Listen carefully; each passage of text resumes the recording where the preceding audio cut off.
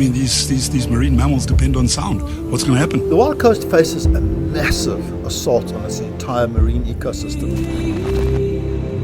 From the 1st of December 2021, Shell and Shearwater Geoservices plan to undergo a seismic survey of the Wild Coast. The search for oil and gas will take 5 months, stretching over an area of 6,000 kilometers squared. Seismic surveys are carried out to investigate subsea geological formations. This involves directing sound energy towards the seabed using up to 48 air guns towed by a vessel. The sound energy is reflected back to the surface in the hopes of detecting crude oil or gas. The only cause for concern is that these blasts will blast continuously every 10 seconds, 24 hours a day, 7 days a week, for 5 months straight. With each blast at over 200 decibels, it can be compared to that of a nuclear bomb.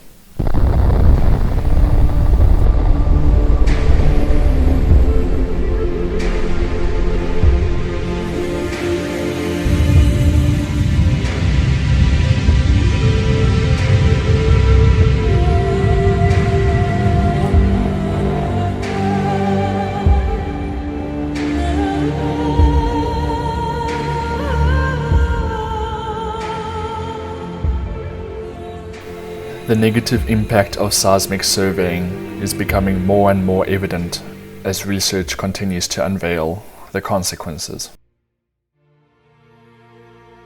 A lot of concern around the public knowledge that's gone out. Today's dispatch about seismic surveys planned for December. The attributes, the effect it has, there's obviously a physical effect. Examples being tissue damage to animals, particularly like the mammals. They can also happen with the other smaller creatures. There can be temporary, even permanent hearing loss that's been recorded. There's also the stress, and stress changes the body physiology, and that obviously can affect things like growth, reproduction, and stress can also, like with humans, result in death. Dolphin and whale calves, they get separated from their mothers because of the high noise level. Yeah, I mean, what's happening now? Yeah, they just don't suckle. So those are three aspects that are, pretty disturbing that can take place out there.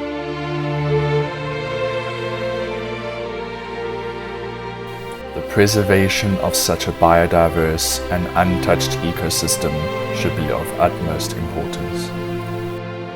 Shell needs to be stopped before it's too late.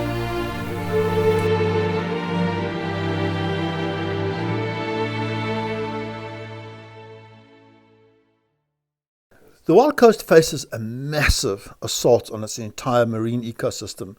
Shell is not playing fair open cards with us. They're putting out a lot of propaganda and self-congratulatory stuff about how they've been within the law and everything they're doing is so right. But if you dig a little deeper, you'll find that there is no research that they can show us to prove that what they're going to do with those air guns does not cause major devastation and damage.